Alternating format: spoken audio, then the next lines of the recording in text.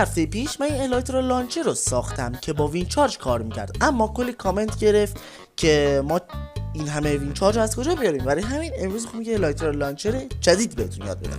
اول از همه یک جای مرتفع پیدا میکنید و میایید اینجوری 4 تا وال میذارید، 4 تا بلاک روش و 2 تا بلاک هم اینجا. میایید جلو به این صورت 2 تا ساین میذارید.